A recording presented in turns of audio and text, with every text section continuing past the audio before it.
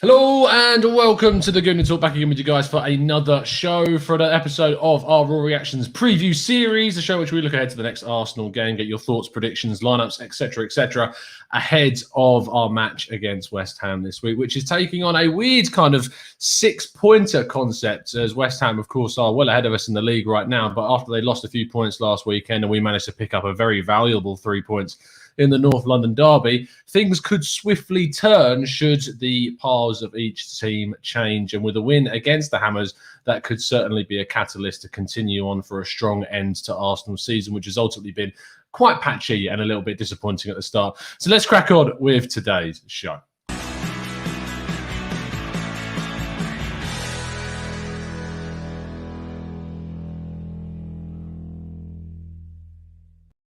Hello to everyone in the chat box and hello to my two expert member guests today. First of all, returning once again, it's Freddie Ljungberg's best lookalike is Vinny. How you doing, mate? You well? Yeah, very well, thank you. And yourself?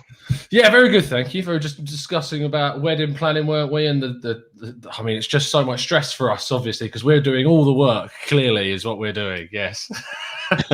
Of course. Let's crack on with the show then and talk to our debutant today, who you will recognise chat box in the chat, Mr. Joker. How you doing, Joe? Are you well? Not too bad, Tom. How are you? How are you, Vinny? Yes, very good. Very good, mate. Very, very good. I can see Vinny put his thumbs up there. I missed your wedding. I missed your wedding, your pre-wedding chat when I was getting set up. It's so much fun, lads. I can just tell you. It's a matter and Tom of are running off somewhere together. And remember. I mean, I'm personally thinking it's just like, I'm just going to stay out of the way. I'm just going to do my bit, which is effectively just, yes, no. I mean, yes, that's pretty much it. That's all I have to do. And she takes care of the rest. So absolutely buzzing with that stuff. Anyway, we obviously got to crack on and talk about tomorrow's game, which is, as I said already, an interesting tie because we're playing a West Ham team that are currently above us in the table. And Vinny, are you concerned about this game? You asked me if I was confident, and I replied saying I'm actually kind of confident about a strong finish to the season. But how are you personally feeling about going into this one? I'm the same. I'm pretty confident. I think we're going to beat them. We got the better team. I think the last couple of games we've been playing a hell of a lot better. It's just cutting out the mistakes. But I think it's coming together the plan that Arteta's putting in place.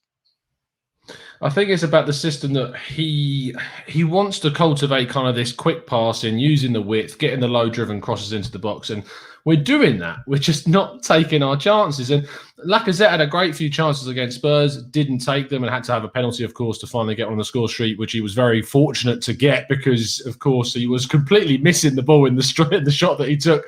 I was fortunate in the fact that he was completely taken out by Sanchez. But you've then got Aubameyang, who came on Thursday against Olympiacos, and he missed a glut of chances. And it's kind of been the story of Arsenal's season, which culminated in a video of Kieran Tierney shouting at the rest of his players, saying, come on, lads, we need to take some of these chances and score. Because that's very much how it's felt this season. Joe, coming to you on your thoughts about this game. It's an interesting one in terms of how good they have been. Are you fearful of West Ham? Do they threaten you in any way? Well, I saw a statistic just before I came on. Jesse Lingard's been firing on all cylinders, and he's pretty much 1-2 against in all the times he faced it with United.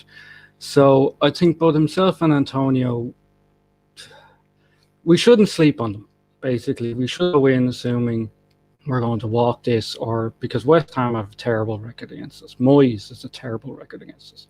But I think that could lead to complacency. So I'm thinking this is going to be a more cagey affair than we would be comfortable with. We'll get chances, but Vinny and yourselves we haven't taken. And sure, Oba could still be out there from starting on Thursday and be missing.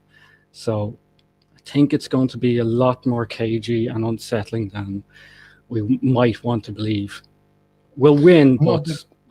Sorry, Joe. I keep preempting. It's this new system I've got where I'm like, I really want to be on it with how quickly I switch screens. Nope, I'm not doing it quick enough. Carry on, Joe. Sorry. Oh, no, that's all I was saying is that we will win as far as I'm concerned, but it's not going to be classic champagne Arsenal. It's going to be what we've become used to. Slick passing for the most part, but then letting us down in the final third and then them trying to catch us on the break. So a win, but not an easy one, I don't think. Yeah, I do tend to agree with you. I think it is going to be a case of it's not going to be kind of a flourish of goals because we can create a flourish of chances. We just can't seemingly take those too much at the moment. And I think that there's going to be a lot down to whether Bukayo Saka is fit for the game, which we're still not 100% about. Apparently, it was only a minor hamstring kind of. He felt it was tight and it was a muscular problem, but it wasn't a case of he'd pulled it or done anything. So he could still have rested it between now and not playing against Olympiacos to come in. We're still waiting to get like 100% confirmation on whether Saka is going to be fit or not. In fact, I'm just going to do a quick check. He's an injury doubt for England, supposedly. So if he's an injury doubt for England, then it could be that he won't play on Sunday either. And basically, Arteta said it depends on how he feels over the next few days. We spoke yesterday, and this was on Friday, saying he spoke yesterday and he wasn't ready to be involved today. We made that decision. That's for Thursday's game. We'll make the decision on Sunday against West Ham, and then we will talk with the doctors and the national team to decide what to do. Clubs have a lot more power now as well in regards to allowing their players to leave because of not only the injuries, but the pandemic. And that's meant that for teams that are travelling abroad to play their games, top clubs or any clubs for that matter, don't have to release their players to go on international duty. Vinny, would you be pretty much a selfish coach and turning around and saying, look, I don't care about England. We need to keep Saka fit. He's important for the rest of our season and we don't want him travelling? Well, I definitely wouldn't be playing him tomorrow, because I think it's too risky to play him. But if he's fit, you've got to give him the chance to play for England. That's a lot of young lads, players' dreams. And if he can earn himself into the Euros, then he deserves every shot at it, but only if he's fit enough, obviously. Yeah, I tend to agree with you, mate. I think I will press you on the next kind of point I was going to go to before Saka, which was effectively about Joe bringing up West Ham, Lingard being one of their threatening parts. Kufal's been brilliant for them. Souček's been brilliant for them. Where kind of other areas of the pitch do you think we can actually look to get at West Ham? Where are their weaknesses in that team? I think they're pretty solid this year, to be fair. But we've just got to play our game. Individually, 1-for-1 on the pitch, we're a better team. But we've just got to play our game, and hopefully in the middle of the park with Partey playing, we can take them apart. But they've got a good team. There isn't really any major weaknesses now, but on paper, we are a better side and we just need to take our chances. Yeah, and I think that's been the whole thing about we're better on paper has been something that people have argued, saying that's why we should be further up the table this season, because why are West Ham where they are? We talk about things as kind of a cohesive unit, and I think as a team, West Ham have been brilliant this season and how they've fitted together. Al Moyes has got that team playing, and that's ultimately led to where they are this season and getting some really good results against some top oppositions. We managed to beat them earlier on in the season with Ceballos setting up Nketiah for the win. I think it may have even been a Lacazette goal or an Aubameyang goal that got us the first one. And it wasn't an easy fixture, but we managed to come out with the win in a really difficult period for ourselves. But now it's a different ballgame for Arsenal. We've got 2 number 10s, not none, and we're creating a lot more chances and we are scoring more goals. We're missing a hell of a lot of chances too, and that could ultimately be the difference for us.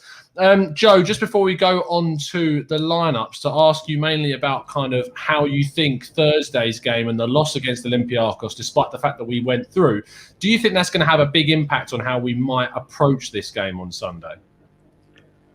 Less said about Thursday, probably the better, because while we did create chances and we were the driving force for the whole game, it wasn't good in the end. Hopefully this sort of gives them the kick of backside to go, right, well, we can't do this, especially if we're trying to get into the quarterfinals and then get on to six. We can't turn in performances like that. So, as you said, yes, a shot in the arm that they might need. Hopefully Thursday was it, and tomorrow leading on. We're going to an international break, and so far this season, we haven't a great after breaks, as far as I'm aware. We take a week off for an international break and then we sort of stutter. So we need to finish tomorrow on a bit of momentum, take the week off for the internationals. Hopefully nobody gets injured, crippled or benched, and then we can come back for the next fixture. It's one game at a time, I think, at the moment. Yeah, you're right. It is taking one game at a time. It is certainly about that. And I've kind of said that about, you can keep looking into the future, looking ahead to each round of the competition and what fixtures we got left, but we can have a game where we come off the back of a good result. We go into it like we did against Leicester, go into the Burnley game, draw 1-1, and eventually the mood is once again completely on the floor. So we do have to take each game as it comes. We could get an amazing result against West Ham and get absolutely stuffed by Liverpool in the next league game. And again, it's all different. So it's a really good kind of mentality to take it in that sense. So we're going to go and have a look at what we've chosen in regards to our lineups. We should be starting, I believe, with Vinny's. Vinny, do you want to take us through your team, mate? Oh, it's I didn't spot it earlier. It's Gabriel rather than Murray. But doing it. But in terms of our back four, obviously Cedric over Bellerin, that's a no-brainer. I think Louise is. I feel like you're just pressing Kian here. I think Louise, people give him a lot of stick, but I think he's been one of our most consistent defenders this year. And although there is a mistake in him, his playing out of the back's brilliant and can sometimes open up the game. Gabriel's just solid, and when he performs, he's really good. Tierney, you don't even need to talk about it. Partey obviously picks himself. I think Xhaka's our best player alongside Partey. I think he's miles above Elneny and Ceballos. In terms of attacking midfield, I've gone for Odegaard. Emile Smith-Rowe, if fit, is in the team for me all day long, but I don't want to overplay him at the moment due to his past injury concerns. I think we're safer going with Odegaard. Ober on the left and Laka up top. I think, as you said, one of our biggest problems is we're not taking our chances. In the past, Ober and Lacazette have been clinical in front of goal, and I think we need to try and play them into form, because if they can come into form in the second half of the season, with the chances we're creating, we can rip teams apart. And then Pepe on the right. I'd like to see Martinelli play, but I think Pepe suits quite well on the right with Cedric. They've got a good partnership there. Joe, do you want to take us through your team, mate? Well, I have, for the right side, I have the same logic as Vinny. Pepe and Cedric look really good together when they get going. Pepe has been sort of misfiring, as we all know. We all expected so much more from him. But I think with Cedric, he's finally found a link up, like a partnership he can work with down that side. I went with Holding because I am a big Rob Holding fan, and I think we have signed him up for a long-term contract. He had the concussion, but he's going to have to come back in some eventually. Luis, as I said, he has a mistake in him. He has been good so far, but as we joke, there is that error meter that's slowly building. And at 30, what's he now, 32, 33, he needs a bit of a break. Gabriel picks himself. Tierney picks himself. Xhaka, Partey, they're the best we have. I'm not a massive fan of Xhaka, but with Partey, they do work well together. Odegaard, again, doesn't really need to be explained.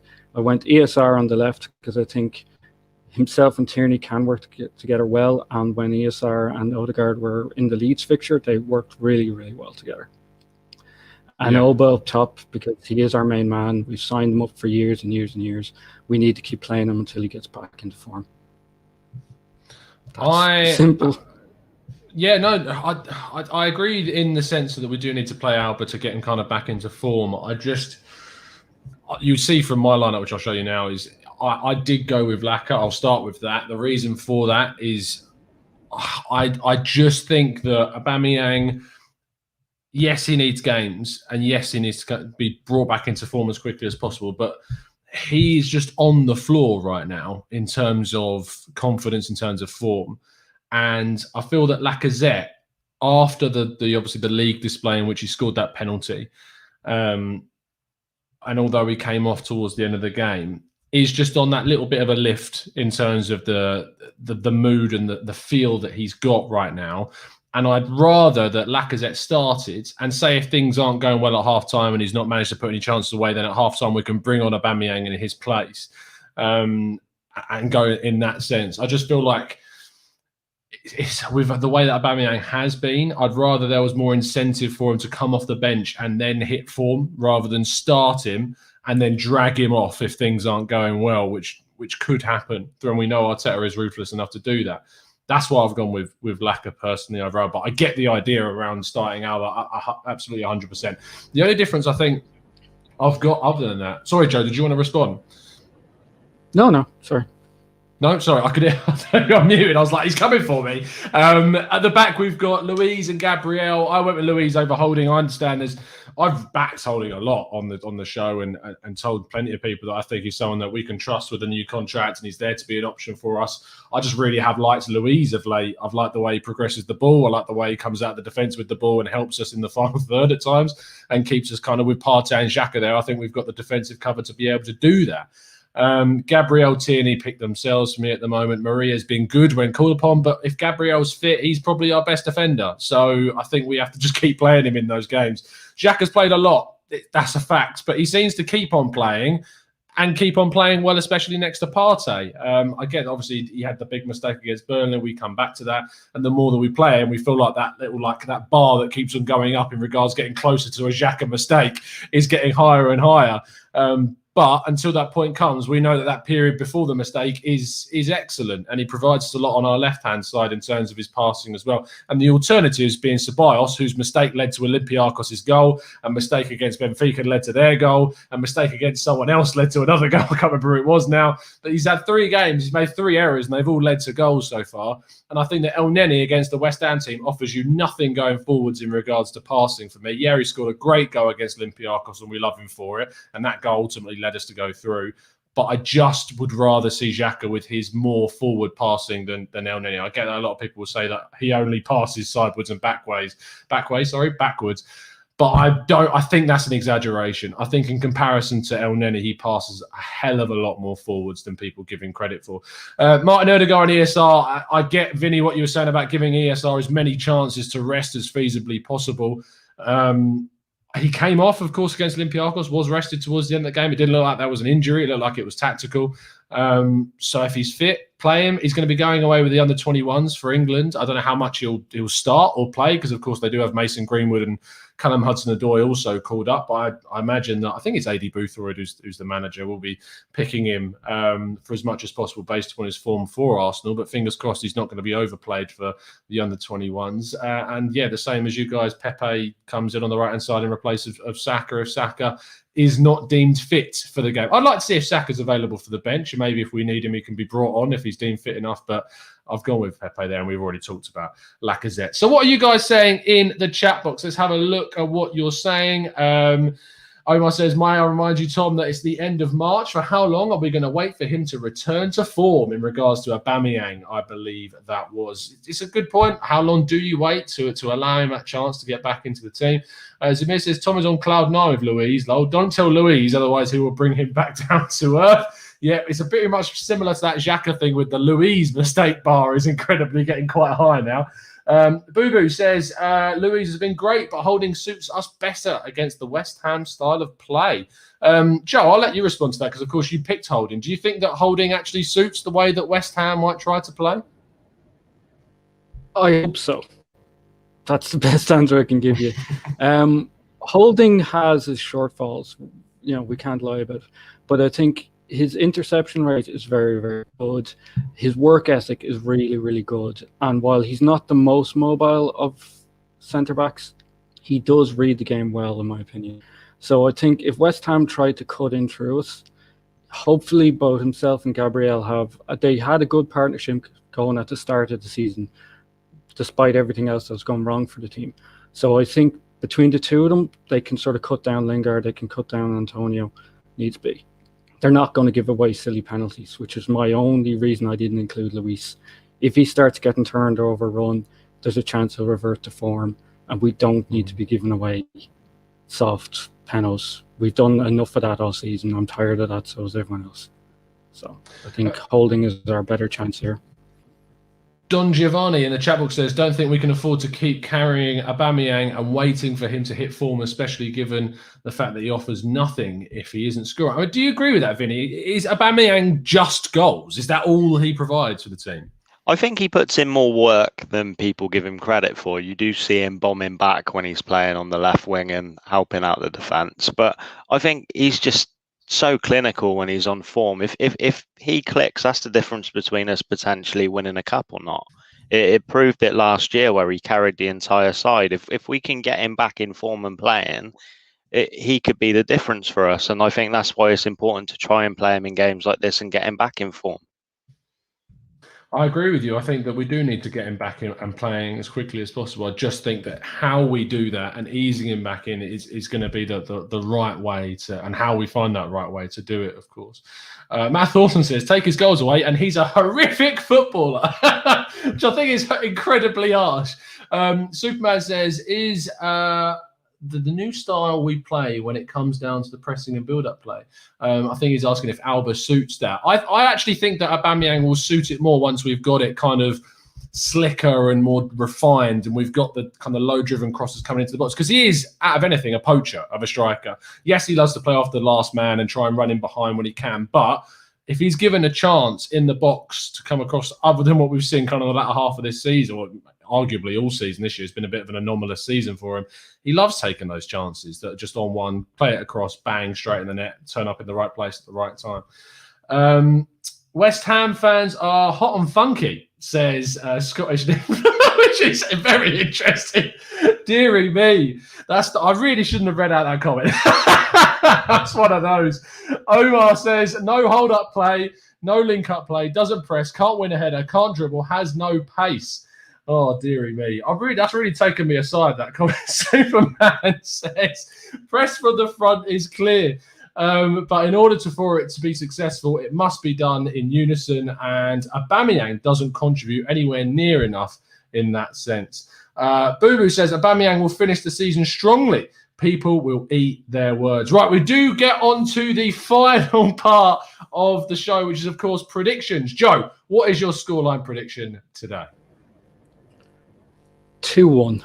That's the best I can see us doing. Like I said, it's going to be cagey, and Lingard is in great form right now, but they have rarely beaten us. Moyes has rarely beaten us. I don't see a change anytime soon. Cagey, but we'll get there. 3-1 to Arsenal. Over to score first. Scorers? Who's going to score? I said Oba to score first. Aubameyang, and then maybe Lacazette. Sorry, I didn't hear you. And Odegaard. Let's get your ones in the chat box. Matt Greek says, "Oh, sorry, Joe. Go on." Sorry, I was just going to say, I think Odegaard and Pepe, because Pepe was doing well at the weekend, that he would have had a cracking shot had he not clipped Odegaard's shoulder, which you could try 100 times and not get again. So I definitely think between the two of them, they'll both hit the back of the net. Matt Greek says 1-1. If this one got a draw written all over it. Omar says 2-1 to the Arsenal. We're going to edge it. Rahman says 3-1 Arsenal. Sam says 5-1 Arsenal. Matt Thornton says 3-1 up the Arsenal. Steve Stone says 2-2 Lacazette and Martinelli to get goals. That would be interesting. Boo Boo says it's going to be a boring draw most likely. Matt G said I think 3-1 Odegaard with a goal and assist. I'd appreciate that because he's my captain in fantasy this week. And Zamir says 1-0 to the Arsenal. Juan says 3-0 Arsenal. 3-2 if Luiz and Bellerin play though, which is very harsh again on our own players. We love just, hammering it home that we're not a fan of these. Tesco says 2-0 Odegaard and Xhaka to get the goals. Jack Webb says 3-1 Arsenal. Moyes is far too tepid versus big size. Does he mean timid? Is tepid a word? People keep using pieces of vocabulary that I'm not even familiar with. Is tepid a word? I'm assuming that's a typo. Is it supposed to be tepid? Tepid, yes. Tepid it probably is. You see, this is why I have guests on to do my job for me. MP Doob says 2-0 Odegaard with a goal and a Luiz header, and Wilson says 2-1 to the Arsenal. And Temi says 12-0 West Ham. Wow, not positive from Temi in the chat at all. Dwight Cunningham says 3-2 Arsenal.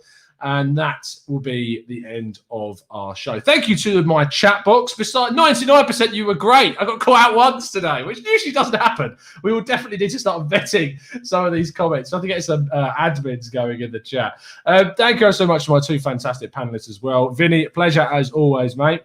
Yeah, thank you. And that was definitely the comment of the best comment I've read in a while about the West Ham team. It was special. It was special, to be fair.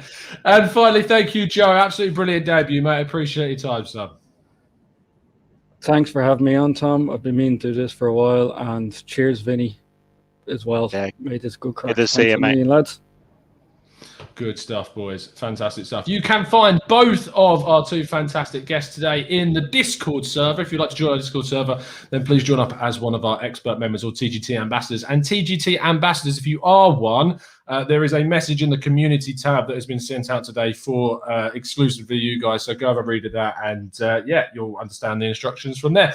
Anyway, it's been an absolute pleasure, guys, in the chat box to have you as always. Please drop a like on the video. Please give the channel a follow as well at the Gooner Talk TV, and myself at Tom Cantor Media. We'll be back straight after the game tomorrow for the Raw Reaction show, and I hopefully should be, as far as I'm aware, joining Hugh for the watch along as well, where we'll be having more debates about whether the grammar works with the word historic or hour, which is ridiculous. We'll have discussions about what our favourite food is. It's getting ridiculous. When there's a really boring game on, like Olympiacos, the chat just goes in a really strange direction. So come and join us for the game, and join me over on here for the Raw Reaction show straight after 2. And we'll see you on Monday for the podcast as well. We'll be joined by Jess, Kesh, and Adam as well. We'll see you again very, very soon. And as always, up the Arsenal.